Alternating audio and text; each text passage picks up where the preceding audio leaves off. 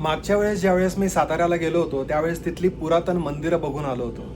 आणि त्यावेळेस एक मंदिर माझं बघायचं राहून गेलं होतं, कारण की त्यावेळेस तिथे भयंकर पाऊस होता आणि त्यामुळे तिथे जाणं अजिबात शक्य झालं नाही. तर त्यावेळेसपासून ती मला रुखरुख लागून राहिली होती की मला तिथे जायचं राहिलं आहे म्हणून. आणि ते आहे साताऱ्यापाशी एक देगाव नावाचं गाव आहे, त्याच्याजवळ पाटेश्वर महादेवाचं मंदिर आहे, जिथे भरपूर शिवलिंग आहेत असं मी बघितलेलं आहे. बऱ्याचशा व्हिडिओजमध्ये बऱ्याच लोकांकडनं ती माहिती मिळाली आहे. तर आज माझा तिकडे जायचा मानस आहे. आज आहे 17 जानेवारी शनिवार. तर आज आता दुपारचे जवळजवळ 11:30-12 वाजत आलेत, उशीर झाला आहे थोडासा निघायला. तर आता मी तिकडं निघालो आहे. आता आपण बघूयात त्या मंदिराकडे जाताना आपल्याला काय काय अनुभव मिळतात आणि ते मंदिर कसं आहे ते या व्हिडिओमध्ये तुम्हाला बघायला मिळेल. गणपती बाप्पा मोरया.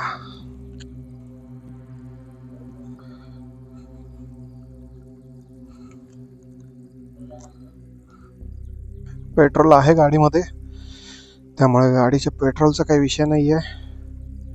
सगळं ओके आहे, लागलेलं आहे.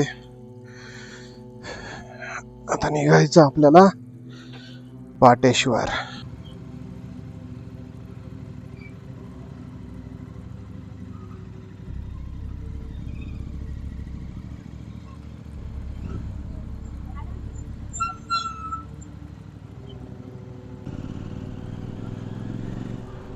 सो फायनली मी निघालेलो आहे आता साताऱ्यापाशी पाटेश्वरला.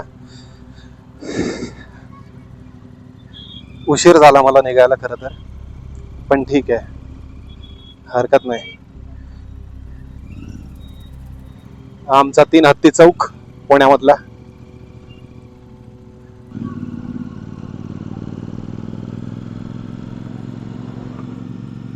चला मी निघालोय आता साताऱ्याकडे मगाशी म्हटल्याप्रमाणे.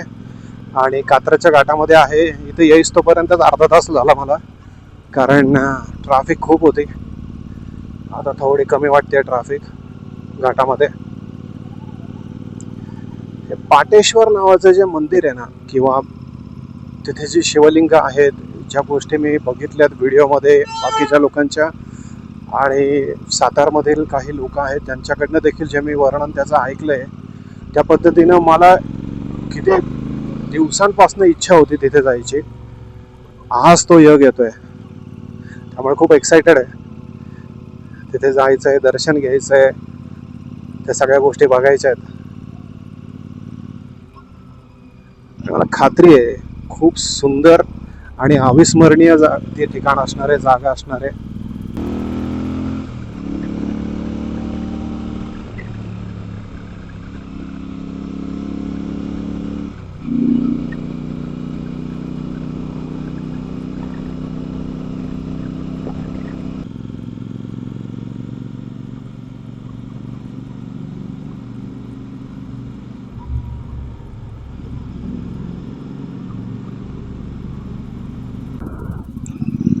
सातारा अजून इथून 15-20 मिनिटाच्या अंतरावरती असेल असं वाटतंय.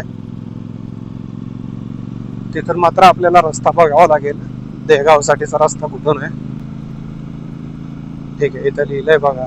सातारा किती किलोमीटर आहे? सातारा 14 किलोमीटर, लिंब 3 किलोमीटर. त्या लिंबचे इथली विहीर बघितली का तुम्ही लोकांनी? अप्रतिम अप्रतिम, वास्तुकलेचा अतिशय उत्तम नमुना, अप्रतिम जागा आहे.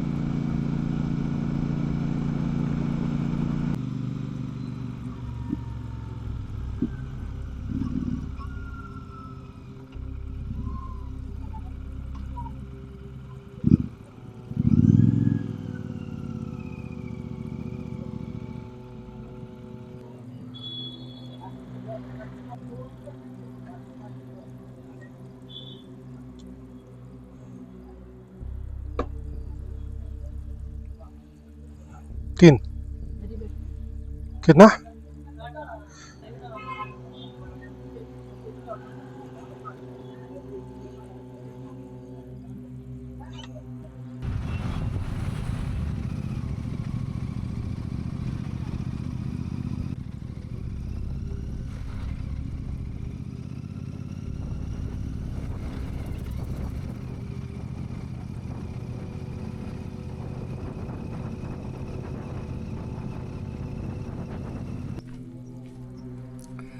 तर देगाव नावाचं जे गाव आहे साताऱ्याच्या इथलं, ते एक जवळ आहे, अगदी साताऱ्यापासून 10 मिनिटाच्या अंतरावरती आहे. पण देगाववरनं वरती जो पाटेश्वरला यायला रस्ता आहे तो खूप चांगला नाही आहे, थोडा कच्चा आहे. पण कार वगैरे येतात इथे, बघा वरती इथे गाड्या वगैरे लावायला जागा आहे. मागे सगळ्या गाड्या लावलेल्या दिसत आहेत तुम्हाला. आणि माझ्या मागच्या बाजूला जो दिसतोय तो इथून त्या पाटेश्वरला जायचा रस्ता आहे. आत्ताच 2 जण कार्यकर्ते भेटले मला, ते म्हणले की साधारणतः 1 किलोमीटर अंतर आहे, जास्त नाही आहे. तर आता आपण आपली गाडी लावली आहे इथे आणि आता आपण निघालो आहे पाटेश्वरला.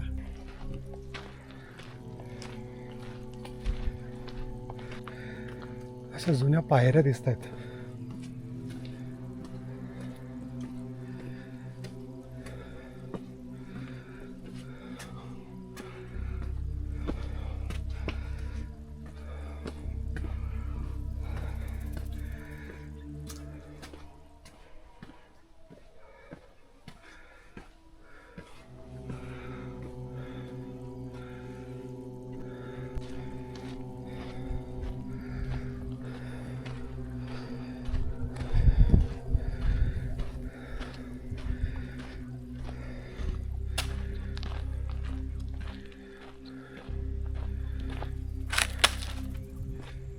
आपण आलोय आता पाटेश्वर मंदिराच्या जवळ.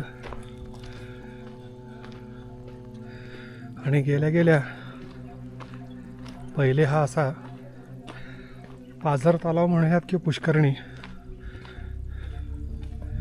आणि त्याच्यामध्ये छान कमळाचं फूल आलंय, खूप फुलं आहेत. हे आलंय आपण पाटेश्वरपाशी.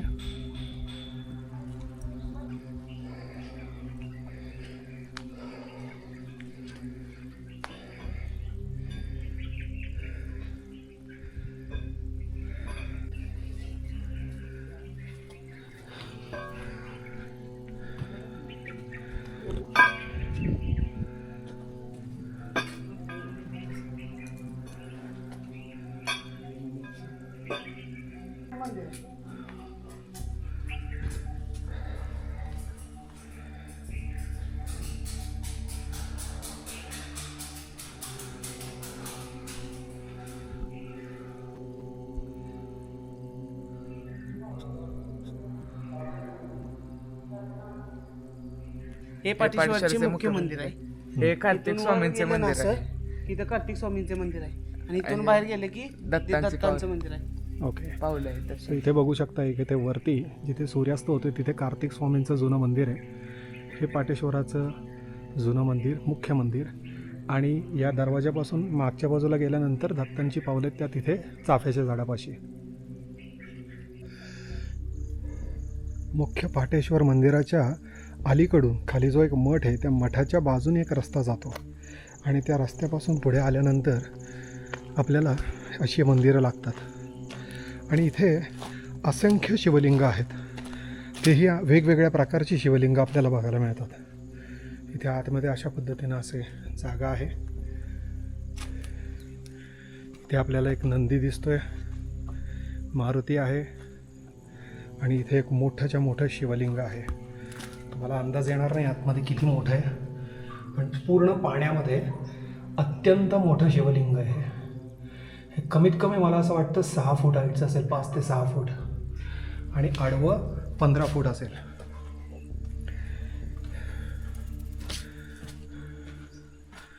पावसाळ्यानंतर इथे यायला पाहिजे, त्यावेळेसचं निसर्ग सौंदर्य वेगळंच. इथे देखील आतमध्ये 3 शिवलिंग आहेत आणि छोटं टाकं आहे साईडला.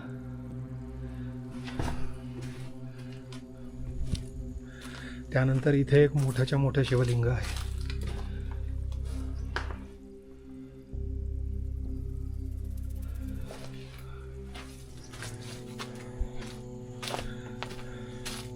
अशी अनेक मंदिरं आहेत इथे. आणि हे पण एक मंदिर होतं ज्याला आपण वळसा मारून आलो आत्ता. हो हो, हे कशाचं मंदिर आहे माहिती नाही.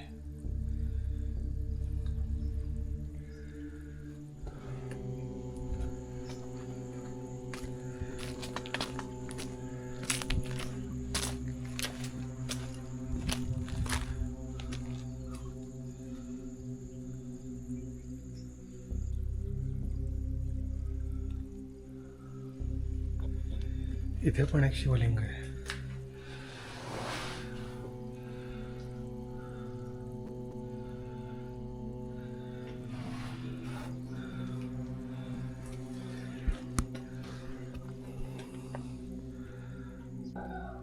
ही अशी जुनी दीपमाळ आहे इथे तुटलेली भग्नावशेष.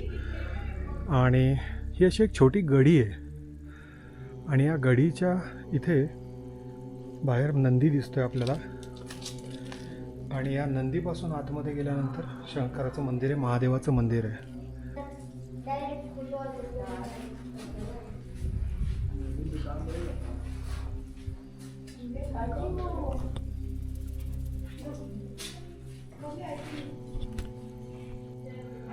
तर ही ती जागा जी आपण बऱ्याचशा व्हिडिओजमध्ये बघितलेली आहे आणि आज आपण तिथे आलो आहे. हे ते अतिशय सुंदर शिवलिंग तुम्हाला बघायला मिळते, अतिशय सुंदर.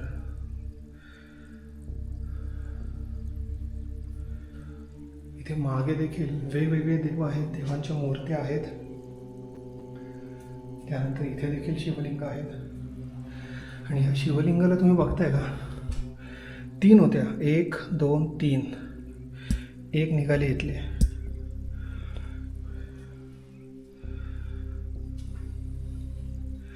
इथे देखील शिवलिंग आहेत.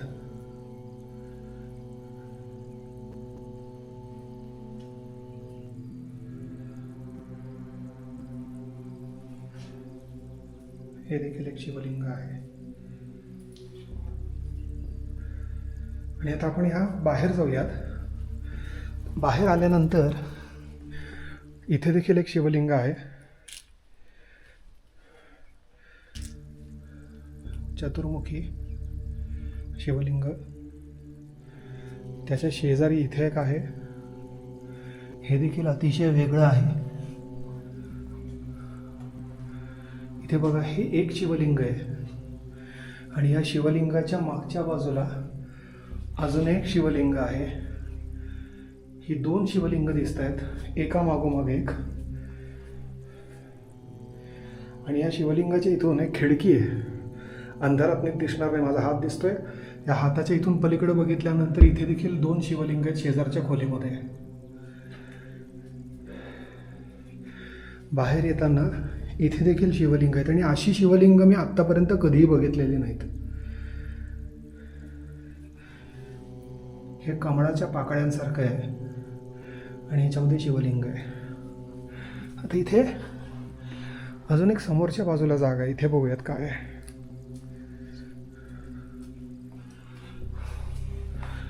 अच्छा, इथे आल्यावरती सगळे शिवलिंगच मांडून ठेवलेले आहेत सलग.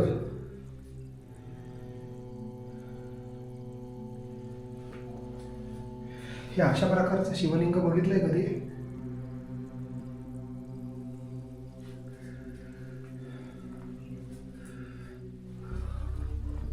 अद्भुत जागा आहे, अद्भुत. आता आपण बाहेर पडूयात पुन्हा एकदा. माझ्या संबंध आयुष्यामध्ये मी आत्तापर्यंत अशी शिवलिंग, अशी महादेवाची मंदिरं कधीही बघितली नाहीत. हे खूप वेगळं आहे, हा अनुभवच पूर्ण वेगळा आहे.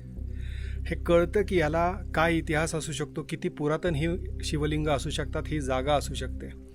असं काही लोक म्हणतात इथले की इथे शंकर पार्वतीचा विवाह इथेच झाला आणि त्यानंतर इथेच बरीच लोक गुप्त झाली. बऱ्याचशा आख्यायिका आहेत, बरीच माहिती आहे. आता ज्या ज्या लोकांना या स्थानाबद्दलची माहिती असेल त्यांनी कमेंटमध्ये नक्की कळवा, मला देखील वाचायला आवडेल. पण मला अनुभव घ्यायला अजून जास्त आवडतं, त्यामुळे मला राहवलं नाही. त्यामुळे इथे येऊन आज मी हा अनुभव घेतला आणि तुमच्या सगळ्यांसोबत देखील शेअर केला.